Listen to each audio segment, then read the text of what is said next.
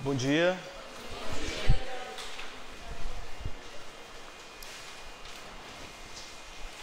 Se eu falar sem microfone, dá para ouvir atrás? Dá?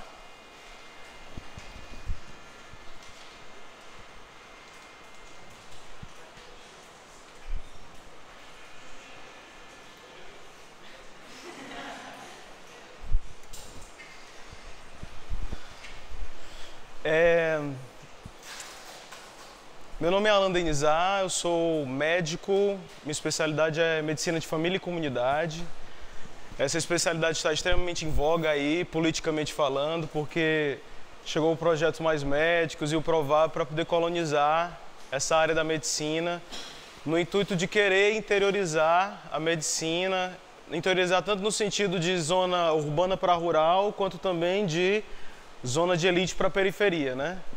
Então, essa é a minha especialidade e eu escolhi ela não porque só tinham 2 concorrentes para 2 vagas na minha época e um dos meus concorrentes que passou desistiu e eu fiquei como residente único, mas é porque eu queria mesmo.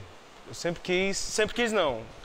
Eu entrei na faculdade de medicina querendo oncologia por causa do Pat Adams. A gente tinha que escolher, né? Sempre uma pessoa pergunta ele na faculdade, o que tu quer ser? Aí eu...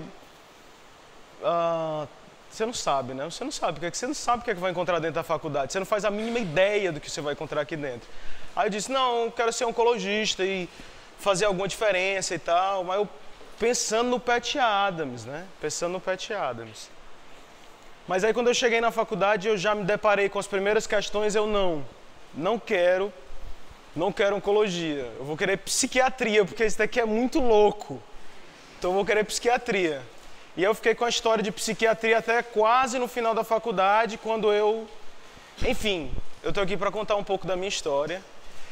E esse momento eu acho que o CA considerou importante, porque isso era uma das coisas que eu mais sentia falta quando eu tinha entrado na faculdade. Eu tenho 5 anos de formado, vou completar 6, me formei em 2008. Já fiz residência e estou fazendo mestrado de saúde pública agora. Então eu já meio que me adequei ao sistema ou não, né? Mas uma das coisas que eu mais sentia falta quando eu cheguei aqui era uma sessão mediúnica.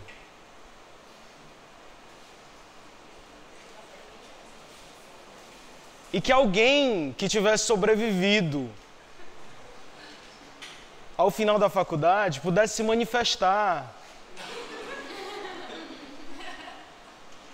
e dissesse, pô, cara, como é que faz para viver essa vida?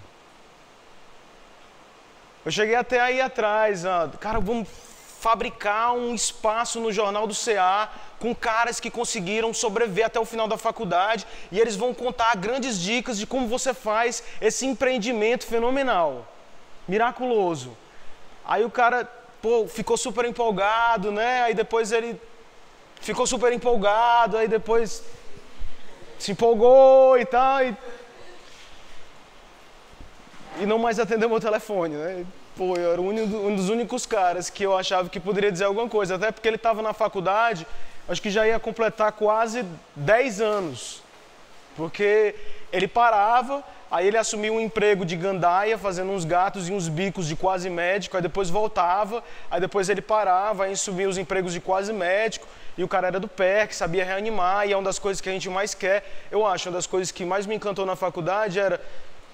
E o argumento dele era fatal. Alguém vai parada cardíaca, no seu prédio, e eles vão atrás do estudante de medicina. Então, por isso que você tem que saber reanimar. Aí, é mesmo, cara, é mesmo, eu tenho que saber reanimar, ai meu Deus. E ele se garantia, sabia entubar e fazia lá as cânulas de Guedel bem bonitinho, como é que mede da orelha pro queixo. Aí eu, caramba, eu tenho que saber disso. Então eu achava que ele era o cara ideal, mas ele não foi, ele não se empolgou tanto. Então esse meu projeto foi por água abaixo, mas ele renasceu em mim. Foi um prazer, meu nome é Alan Denizar, eu sou médico de família e comunidade, estou aqui para falar para vocês como eu sobrevivi. Eu nunca sei como começar, assim, eu acho que eu gosto muito das mitologias, né? Porque as mitologias são os caras que contam grandes histórias. E diferentemente do papo científico, que é um papo objetivo, sei lá, 30% dos estudantes de medicina, eles começam a beber na faculdade de medicina. 40% dos estudantes, eles começam a fazer sexo. 50% dos estudantes, né?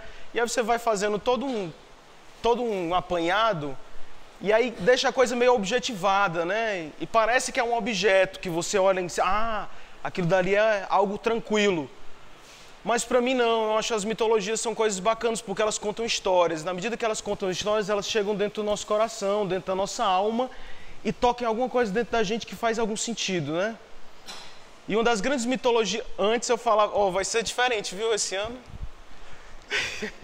tem uns amigos ali que eles gostam dessas mitologias. Uma das grandes mitologias que eu achava bacana contar era sobre Gilgamesh, que era um chibatão babilônico, rei da Babilônia, que ele descobria várias coisas na vida dele até encontrar um caminho de sabedoria.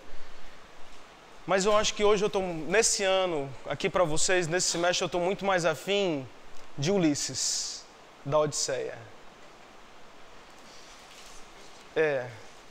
Né? Ilíada e Odisseia. São 10 anos para poder chegar em Troia, alguns para conseguir derrotar a Troia e 10 anos para voltar. Voltar para onde é o seu verdadeiro lugar. Né?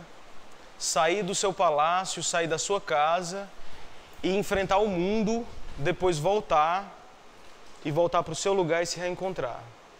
Só que a história do Ulisses começa quando ele está dentro de uma ilha extremamente receptiva, e eles dizem, depois de ter recepcionado muito bem eles, porque qualquer um que chega lá naquele meio grego pode ser um deus, ou um enviado de um deus, por mais perrapado que seja, porque os deuses costumavam se vestir de humanos. Então, seja hospitaleiro, porque se você não for hospitaleiro, você pode estar ferindo um deus. Ou na figura mesmo do deus, ou então na recepção, estando ele sendo arauto de um deus, né? Mas Ulisses, enfim, não era. O Ulisses era um endemoniado e amaldiçoado, porque ele tinha participado de uma das guerras mais atrozes que tinham acontecido naquela história daquela época. E quando ele chegou lá, se eu não me engano, ele chegou na cidade, essa ilha era dos Feácios. Depois de ele ter sido muito bem recepcionado e tal, grandes banquetes, até mesmo Jogos Olímpicos para o Ulisses. Aí tem uma hora que ele pergunta, enfim, quem é você? De onde você vem? Quem são seus pais? E para onde você vai? Aí nesse momento o Ulisses começa a dizer o que tinha acontecido com ele e chora. E ele diz praticamente toda aquela história em prantos, né? Então, a minha ilha dos Feácios é mais ou menos quando eu tinha acabado de entrar no internato, que você entra depois de ter conseguido sobreviver a 4 anos de faculdade. Então é o primeiro de 2 grandes anos em que você começa a realmente viver a medicina, muito mais do que em qualquer outro tempo da faculdade. Quando eu tinha acabado de entrar na faculdade e meu pai falece. E aí eu sou levado lá para uma cidade do sertão, em que ele tinha exercido a medicina do sertão dele durante muito tempo. E quando eu chego lá naquela cidade, é um alvoroço. Caramba, o doutor morreu, o doutor morreu, o doutor morreu. E aí quando eu sento lá para fazer o velório, cara, eu encontro seres inimagináveis. Tem um senhor que chega para mim e começa a dizer, olha, o seu pai, ele cuidou da minha esposa quando ela estava numa gravidez terrível e não tinha como encaminhar ela para lugar nenhum. Hoje ela está viva e eu tenho 2 filhos. Um deles foi seu pai que fez o parto lá no meio das Brenhas. Olha, o seu pai apareceu para mim em sonho e receitou uma receita e deu certo.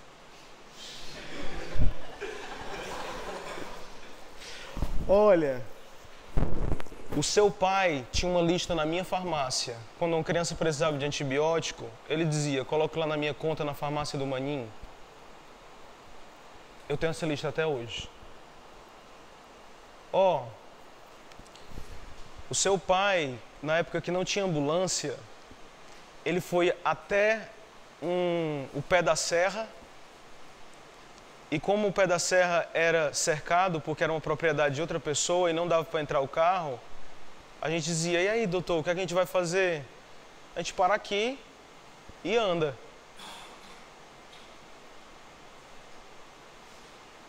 E eu andei com ele lá durante os pedregulhos e tal, e fui até do outro lado. E a gente atendeu o paciente lá no pé da serra. Seu pai suturou a minha orelha no meu bucho e depois colocou de volta. É um método de cirurgia plástica. Depois o meu pai... Antes, né? Depois não. Antes. Antes meu pai tinha dito que nunca tinha feito isso na vida. Ele só tinha lido no livro. Um dos partos que meu pai fez, ele também disse que nunca tinha feito na vida. Ele leu no livro. Mas ele estava lá na breia, ele tinha que fazer. E um dos pacientes que ele tratou, seu pai deu um dos remédios para mim que eu nunca vi um remédio igual. Eu acho que devia ter sido essa história que ele me contou. O cara estava com uma puta dor de garganta, aquela que ela grita assim, bezetacil, né? Pulsando dentro da garganta do indivíduo. E ele já tinha atendido vários pacientes, ele prescreve bezetacil. Ele não dispensa na farmácia, ele vai pegar na própria farmacinha que tem do lado dele. Em vez de pegar bezetacil, ele pega adrenalina. E aí dá pro cara. E aí quando ele vai se tocar, ele olha, o cara já saiu, já tinha ido aplicar na técnica de enfermagem, ele olha lá de novo para a caixinha, a bezetacil está intacta e só tinha 2 vidros, e tinha os 2 vidros lá, mas a adrenalina não. Uma das adrenalinas tinha caído fora, ele disse, eu dei adrenalina pro cara. Meu Deus, matei. No outro dia o cara disse, doutor, aquele remédio é bom pra caramba, meu coração ficou agitado, meu irmão. Esse doutor é bom, bicho. Cara, meu coração só falta sair, mas melhorou a garganta. Com adrenalina, você não encontra isso em livro nenhum. Né? E o meu vô, ele, que não gostava do meu pai a princípio, quando meu pai chegou lá naquela cidade, porque, enfim, não gostava. O meu vô é quase da idade do meu pai, porque teve uns esquemas aí, meu pai pegou uma aluna dele e virou minha mãe, entendeu?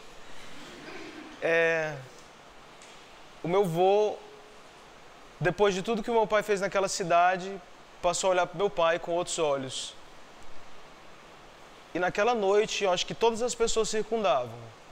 O meu vô, ele estava de óculos escuros, para esconder as lágrimas, e ele tem uma perna aleijada, e ele ficou simplesmente 12 horas ininterruptas velando o corpo do meu pai. E várias pessoas passaram por lá. E à meia-noite, meu pai não era católico, mas o padre da cidade foi lá onde meu pai estava, o corpo do meu pai, e disse, estamos fazendo essa missa em intenção ao doutor. E eu acho que fechou a rua. Fechou a rua. Enquanto isso acontecia, eu me lembrava, caramba, o que é ser médico? E eu me lembrava de ele dizendo, a melhor especialidade para você é uma que vá para o meio da comunidade. E aí eu comecei. Quando foi que começou a minha faculdade? Aí uma das primeiras lembranças que eu tenho é quando eu passei no vestibular, né? Passei no vestibular e tal, eu saí correndo, acho que eu fiz um sulco ao redor da rede e ao redor da mesa depois, enquanto eu ficava, passei.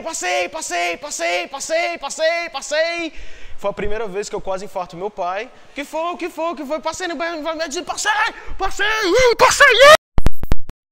passei. Tá aqui, olha de novo, passei. E aí eu entro na faculdade. Aí na primeira faculdade eu entro aqui, aí eu me deparo com várias pessoas que eu não conheço, mas algumas pessoas eram do Farias Brito. Eu conhecia, tinham 3 pessoas ali, vou me aproximar porque eu não conheço ninguém.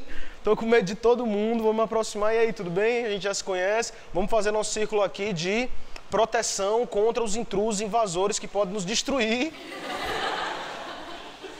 Né? Tá certo, beleza. Aí a gente vai aprendendo a conhecer novas pessoas. E uma das grandes pessoas que eu conheci foi um cara que tem inclusive mesmo meu nome, com o qual eu dividia o prazer de estar no palco, contando a piada do ovo e da salsicha, em que eu era o ovo e ele a salsicha.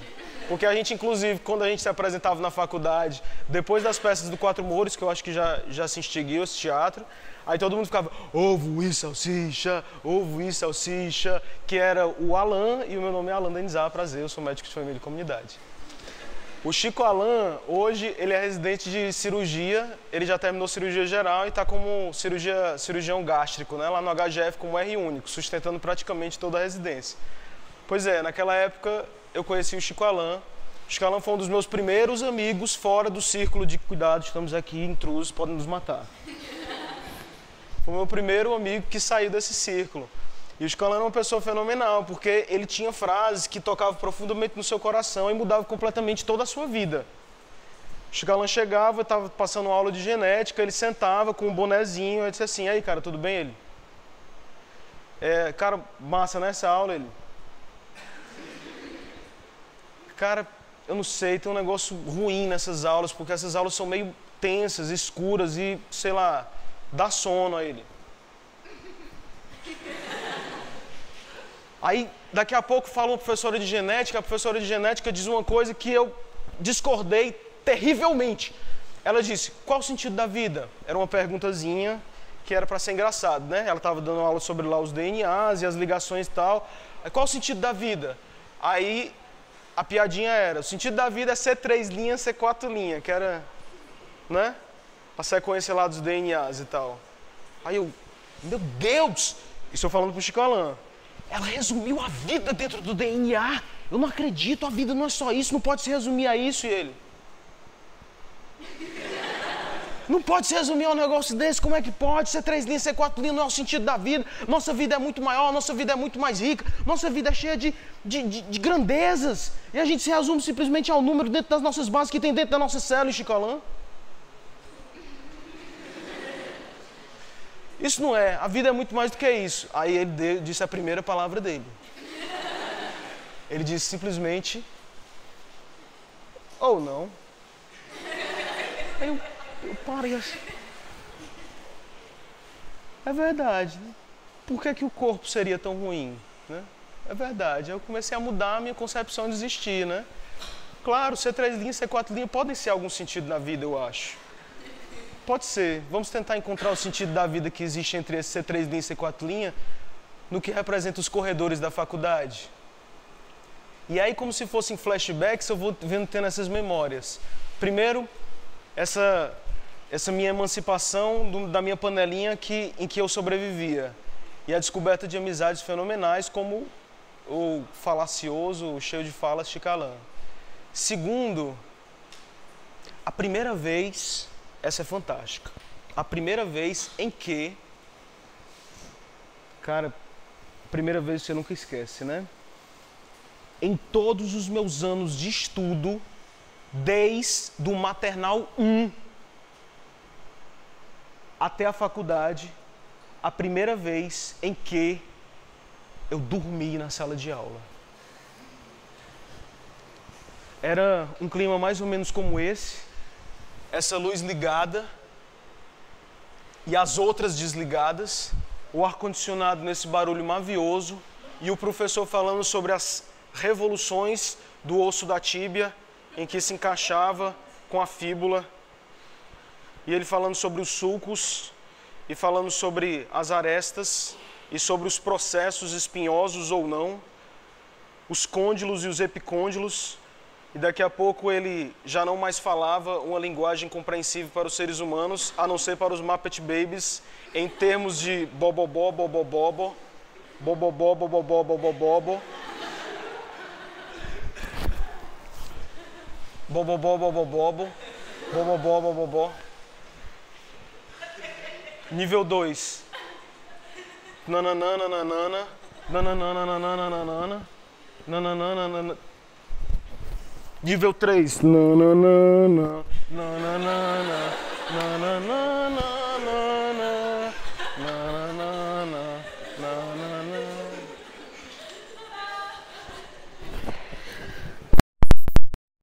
Mas ao contrário de alguns amigos meus, quando eu dormia, a gente começava a fazer possibilidades de sobrevivência. Ó, dicas de sobrevivência, né? Tinha uma amiga minha que ela era esotérica e dizia assim: sabia que quando a gente dorme, nosso subconsciente ele capta todas as informações e mantém no subconsciente? E eu dizia, mantém e não solta, porque eu nunca consegui tirar essas informações de lá. Mas é porque ou o meu amigo era mutante, que a gente chamava ele de Cofrinho. Hoje é um grande clínico e tal, não vou dizer o nome dele, mas era o Cofrinho. Por quê? Porque ele sempre estava dormindo, né? E ele disse, não, eu durmo bem. Um dia a gente encontrou o Cofrinho dormindo numa prova de fisiologia. O Cofrinho estava aqui resolvendo a prova de fisiologia, daqui a pouco ele... Aí entendeu o Cofrinho, né? Por quê? Aí ele acordava e tal. Ei, Cofrinho, acorda aí, bicho. Aí ele acordava e tirava 9,5, né? 9,5. E meio. E eu...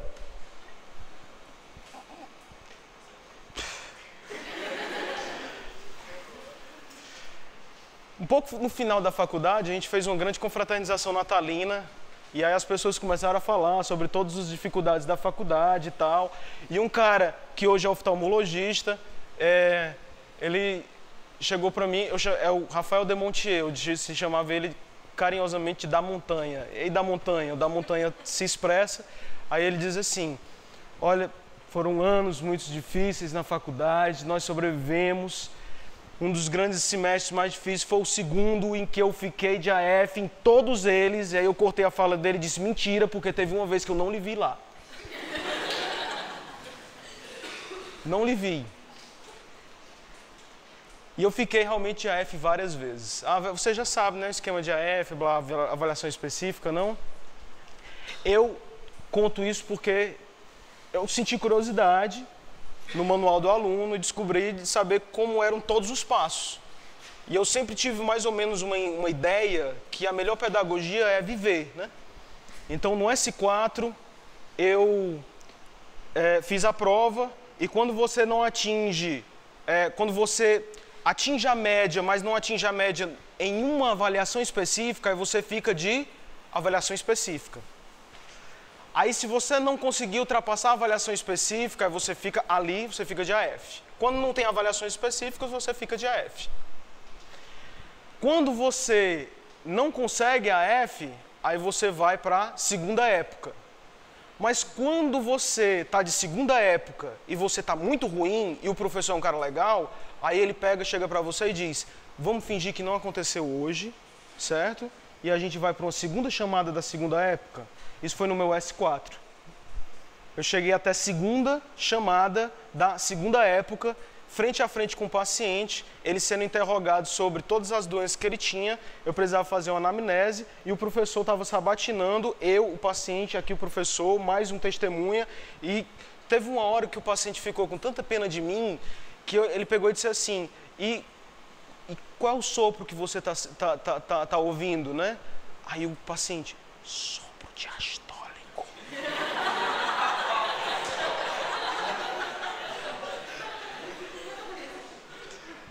Ok, sopro diastólico. Muito bem, vamos passar para a próxima pergunta, que o paciente não sabia, claro, né? E a gente foi continuando. Mas enfim, eu sobrevivi àquela segunda época, consegui passar, né? Acho que de 100 perguntas eu acertei 70, e aí consegui passar, mas depois o professor Marciano e o Marcelos convidaram para conversar comigo dentro da sala deles, né?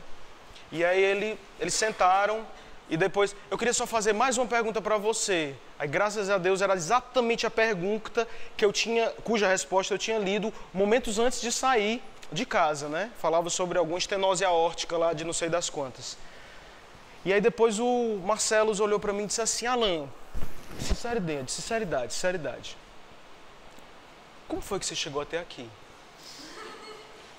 E aí eu peguei e disse assim, na biblioteca tinham, agora a conformação mudou um pouco, eu acho que um pouco por causa de mim.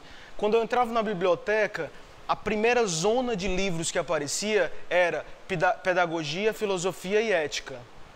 E aí depois vinha fisiologia, anatomia, e depois, né, medicina ambulatorial, cirurgia e tal. Aí onde é que eu ia? Na anatomia. Aí eu pegava o livro de anatomia, processo do côndilo e epicôndilo. Aí eu, vamos ler um pouco de pedagogia? Aí eu começava a ler Paulo Freire, Frenet, começava a ler Maria Montessori, Janusz Korczak. Aí o cara, que massa. Aí quando menos esperava, tinha acabado e eu não podia mais estudar nada. Aí eu peguei todos esses conhecimentos e comecei a dizer para o Marcelo, o sistema, aí ele, não fale do sistema, o sistema é uma desculpa de covarde, fale sobre si. Aí eu, puta que pariu, ele pode me reprovar agora. Então eu nunca me encontrei na faculdade desde que eu cheguei. Era estranho, bicho, você chegar, eu nunca dormi na vida e eu dormi dentro de uma faculdade, então assim... Eu chego cansado em casa, são 2 turnos que vocês fazem por semana. Em casa eu ainda tento chegar a estudar, mas eu não consigo. Às vezes eu consigo, mas não fixa. Eu cheguei a deixar de ir frequentar a minha casa para poder, na hora que sair da faculdade, eu entrar dentro de uma biblioteca pública estadual e tentar estudar lá. Mas o cheiro de maconha não me deixou.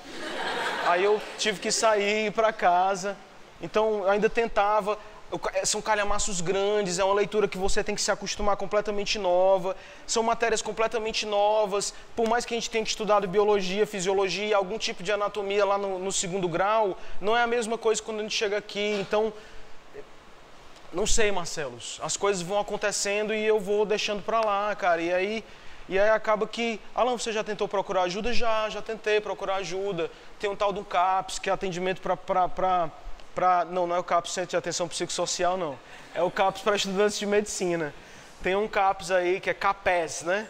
Para estudantes, deve ser Centro de Atenção, CAEPS. Então, deve ser Centro de Atenção para estressados, pós-graduandos de estudantes de saúde. Pronto, então, mais ou menos assim. Então, aí eu fui e aí uma psiquiatra começou a me avaliar, ela chegou a cogitar que no final eu precisava de antidepressivo. Não, eu não preciso. Me deu uma oportunidade. E aí nessa oportunidade a gente foi conversando, foi dialogando, e eu conversando para ela, e ainda em continuidade com essas falas dos Marcelos, eu me toquei de uma coisa, cara, antes de entrar na faculdade, eu fazia muita arte, eu participava de teatro, eu participava de uma atividade da minha igreja, que eu fazia evangelização infantil, e eu teve um momento, principalmente no S2, que se você ficar em AF em uma, fica em todas, aí eu disse, não, eu não posso reservar uma parte do meu cérebro para não medicina. Eu não posso fazer isso. E aí o que foi que eu fiz? Reservei todo o meu cérebro para medicina, focalizado. Né? Fusão! Não deu certo. A parte do seu cérebro, isso é uma grande dica, eu acho que isso é uma das primeiras leis universais. A parte do seu cérebro que você vai usar para medicina só vai servir para medicina e não tem outra parte do cérebro que sirva para medicina. A parte do seu cérebro que você deixar de usar para outras coisas não vai servir para medicina. Eu aprendi isso, né? E aí quando eu disse para ela, eu começava a dizer, não, doutora, eu acho que eu sou fraco, sou um cara fraco. Olha, mas você disse que... É estranho sua fala. Você disse que já foi líder de não sei das quantas. Você participava de teatro, conseguia conciliar família, namorada, evangelização infantil, teatro lá da sua igreja e teatro do próprio colégio. Você ainda entrou dentro dos jogos das turmas olímpicas e ainda foi atleta do colégio. Como é que você é um cara fraco?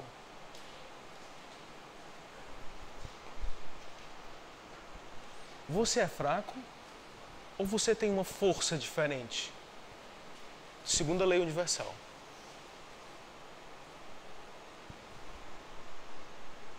Caramba, é verdade. Pouco tempo antes de eu conversar com ela, havia chegado um pessoal lá de Londrina, um amigo, e tinha dito, Alan, a gente tem que fundar um projeto de palhaçoterapia aqui. Aí como eu estava dentro da minha política de todo o meu cérebro deve ser destinado para a medicina, então eu decidi não fundar o projeto de palhaçoterapia. Quem decidiu fundar o projeto de palhaçoterapia e me colocar como líder foi minha namorada. Eu não tinha decidido, mas ela disse, ele vai. Aí o que é que a gente fala? Claro, né? E aí eu fundei, junto com os meus amigos, o projeto Y de palhaçoterapia. E foi, acho que é uma terceira lei, encontre ilhas de sobrevivência. Encontre ilhas de sobrevivência. encontre tábuas. E foi minha tábua no meio do mar. Estava estudando e tal, e a coisa começou a ficar um pouco mais amena. Mas aí eu relaxava tudo no palhaço, ia para visita, e aí eu conseguia visitar. E aí você solta tudo lá dentro da enfermaria e depois volta, aí você consegue estudar um pouco mais, entender que a faculdade pode ser um pouco estressante, mas dá para conseguir continuar vivendo, e você vai continuar caminhando e tal, e beleza. Muito bem. Mas chega um momento que eu não conseguia mais. Isso tudo eu resgatando, né? Chega um momento que eu não estava muito afim. Não estava muito afim da faculdade. E de tanto ler outras coisas para além da faculdade e entrar em diálogo com pessoas não médicas, né? As pessoas chegavam para mim, Alan, tu não parece nada com um médico, cara, incrível, tu não parece nada com um estudante de medicina. Da série, elogios ou não. Tá bom. Eu saía lá para as noites com algum pessoal do teatro e tudo mais e tal. E aí... E realmente parecia que eu não era estudante de medicina, até recebi um carão por causa disso, porque... Muito bom. Eu vinha de calção e chinelo, só que teu chinelo é chique, o meu era Havaiana. E na época eu vinha com a camisa machão, mostrando meus musclinhos, né, e tudo mais, porque calor, né, então eu vinha com a minha Havaianazinha. Aí um dia a professora no S3 chegou para mim, olha, Alan, gostaria de conversar com você, porque o seu traje não é o adequado para a faculdade, né? A faculdade precisa de algo... Ah, beleza, gostei. Então, o seu traje não é adequado para a faculdade, os pacientes podem olhar e sentir que não há grandes autoridades em você, mas realmente, doutor, eu não tenho autoridade nenhuma, eu sou estudante de medicina. Não, mas daqui a pouco você vai estar entrando dentro do hospital e é melhor você... Mas eu ainda não estou dentro do hospital, doutora. Alan, é melhor você ficar com uma roupa adequada ou então eu não respondo por mim. Mas, doutora, a gente só está em discussão de círculos de PBL. Por favor, Alan. Tá. Aí no outro dia eu vim com um sapato, mas ainda continuava com calção. Ela não me derrota fácil. Entendeu? Não me derrota. Mas vinha com um tênisinho bonitinho, né? Então, eu não parecia um certo estudante de medicina, né? E chegou um momento que eu, não, vou desistir. Vou desistir. Conheci pessoas que desistiram, né? Vou desistir. Vou desistir apesar dos amigos que quiseram que eu continuasse. Vou desistir apesar de eu ter tido grandes amigos que disseram assim, cara, estuda mais um pouco, bicho, senta do meu lado e vamos ler. Cara... A prova é amanhã, vamos pegar o caderno. Ah, a terceira grande lei universal, o caderno. É a terceira? Não, é a quarta. Quarta grande lei universal, o caderno. Não tente estudar pelos grandes calhamaços. Alguém vai sentir uma vocação interior entre vocês e dizer assim, eu tenho que anotar tudo.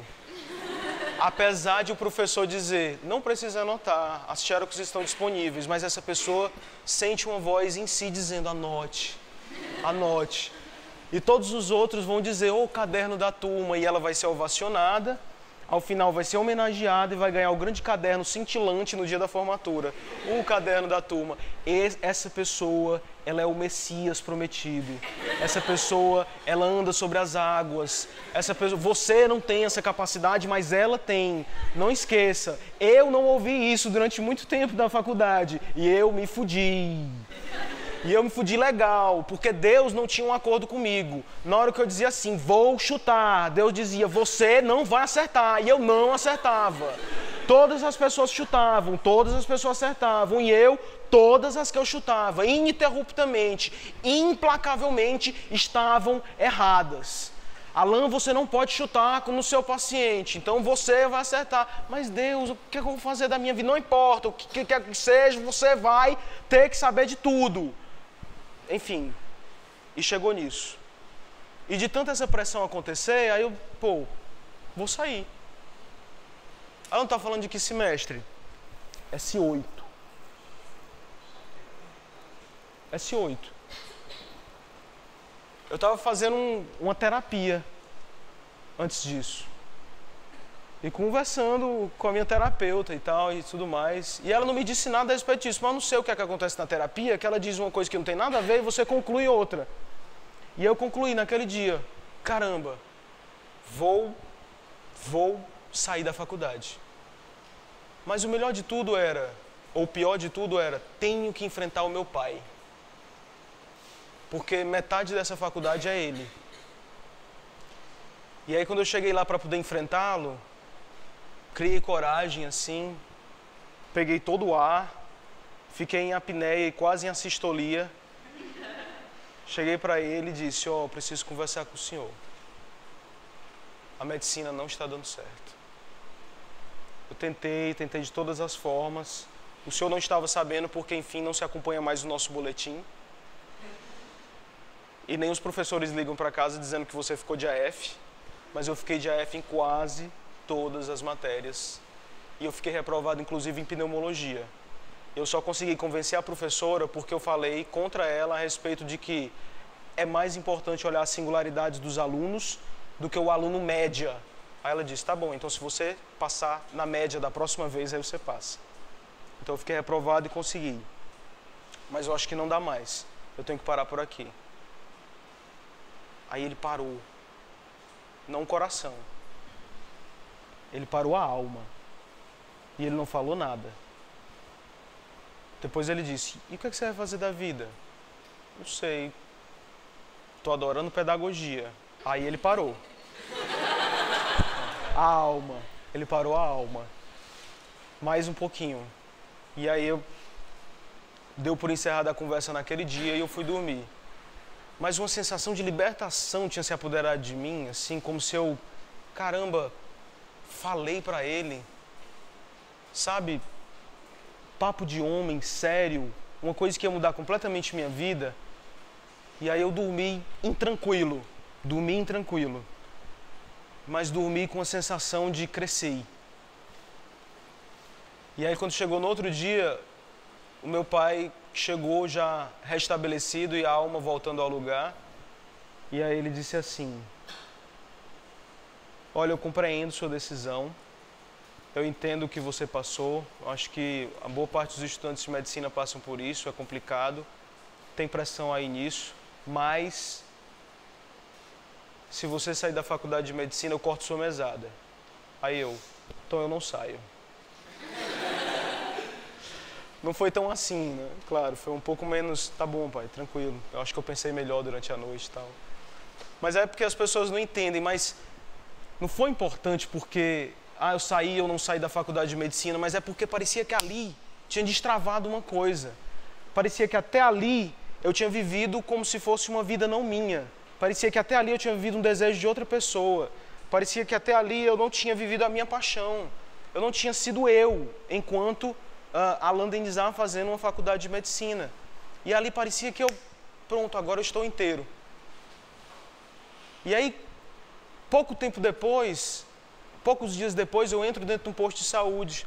E aí eu conheço uma médica fenomenal, lá perto da Praia do Futuro, que me leva para conhecer a comunidade. E a comunidade que desde o início eu conhecia, nesse dia está diferente, brilha diferente.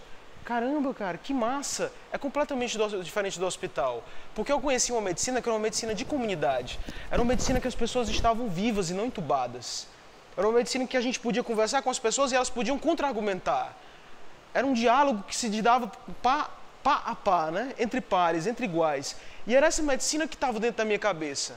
Era a medicina de ir lá dentro do povão, de mexer com as feridas e de medir a pressão arterial, você e não auxiliar de enfermagem, sabe? E aí eu comecei me encantei. Entrei dentro de uma casa de uma pessoa, aí eu comecei a ver outros sinais que a gente não aprende dentro da faculdade. Por exemplo, os sinais do quarto de um adolescente, onde você flagra um beijo na parede e dentro escrito Roberto. Meu Deus, isso é o sinal de que aqui dentro mora um adolescente.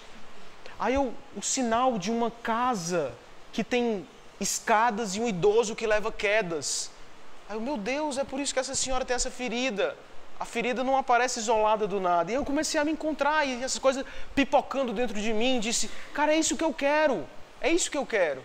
Quer dizer, entrei como querendo ser oncologista, fui para a psiquiatria porque era uma loucura, mas eu acabei como sempre o meu pai queria. E é porque eu tinha acabado de ficar independente do julgamento dele. E na hora que eu fiquei independente do julgamento dele, eu disse, meu irmão, é isso mesmo. Eu quero a medicina de família e comunidade. E aí, quando eu me toco, e eu acabo o semestre, consigo sobreviver, passo, de AF, mas eu passo, aí no outro tempo, começa o internato. Aí o internato não tem mais AF.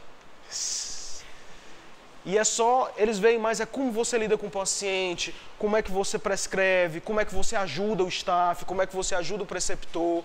E eu, morto de empolgado, comecei por onde? Saúde comunitária. Quando estava acabando a saúde comunitária, eu estava me preparando para dizer, pai, me encontrei. Aí era uma madrugada, 5 horas da madrugada, eu acordei, nunca costumo acordar essa hora, mas ele sim, tem sempre o jornalzinho que ele assiste logo de primeira. Aí eu vou tomar o café da manhã com ele, a gente diz umas piadas e aí eu saio para pegar o carro que estava numa vaga alugada no prédio ao lado e a Angélica, minha irmã, chega correndo e diz assim, o pai tá passando mal. Aí eu, caramba. Aí eu saio correndo, pego o carro, ligo a sinaleira, pego ele, quando chega lá está o pai. Ele está estirado no sofá, pálido, e eu sabia que ele tinha feito ponte safena há 12 anos. E eu não tinha me tocado que ela podia estar vencendo. Aí eu pego meu pai nos braços, levo ele correndo, coloco dentro do Golf, aí eu saio embalado como se fosse uma ambulância e com a sinaleira ligada, chego no pronto-socorro, é um infarto. E ele está já para parar. Cara, segura, a gente vai tirar dessa. Aí ele entra dentro da sala de parada, na hora que entra na sala de parada, o pessoal começa a falar com ele e daqui a pouco a gente sai e as pessoas massageando. Parou. Aí eu volto, trago minha irmã, sento ela ali, eles têm meia hora para massagear. Depois de meia hora, eles desistem. E aí eu fico contando no espaço. Aí chega o médico depois de meia hora, com a cara não promissora, preciso conversar com você. Eu fui conversar, uma lágrima quente escorrendo, eu louco de vontade de chorar aos prantos, mas eu seguro a lágrima. Ó, seu pai não aguentou e tal. Ok. Aí eu vou falar pra minha mãe, aí eles choram o que tinha que chorar. E depois eu choro o que tinha que chorar depois. O que foi que aconteceu? Não sei. Mas um mês depois, uma semana de luto, a preceptora me deu. Um mês depois eu estava subindo a serra de Mulungu, era o Crutac. Aí eu fui lá para Mulungu e conheci um médico bacana.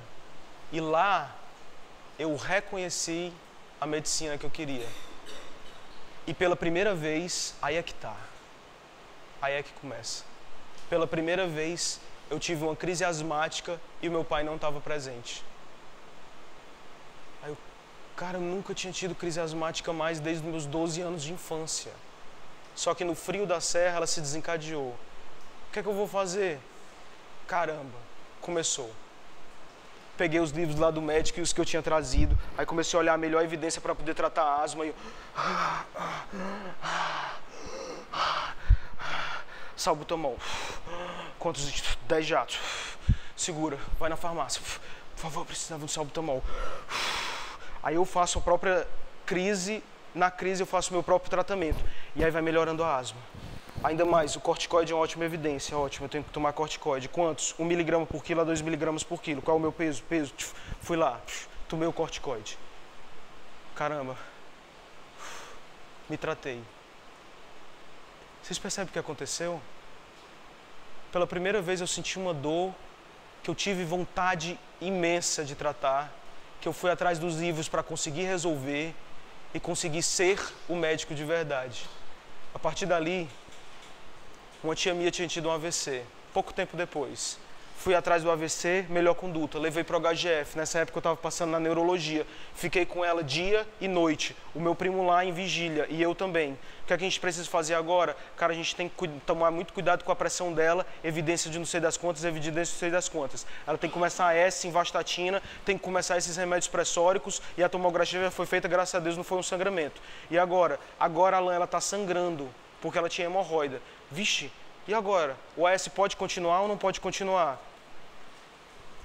Ela tem que estar hemodinamicamente instável. Vamos olhar os parâmetros dela. Ah, ela tem hemodinamicamente estável. Talvez a gente possa fazer um Y para ela, mas Y não é bom no AVC. Então o que a gente pode fazer? Ou mantém um AS ou então corta pelo meio, porque a dose pode ser menor.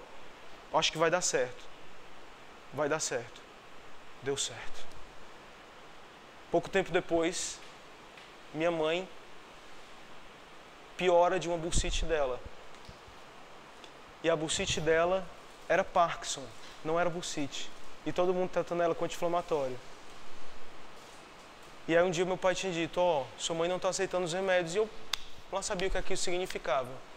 Mas naquele momento, sem ele, eu entendi. Aí eu comecei a investigar todos os remédios que poderiam ser dados por Parkinson. Comecei a estudar sobre cada um e a fisiologia, os efeitos colaterais que ela sentia e como é que ela podia diminuir esses efeitos colaterais. Comecei a ligar para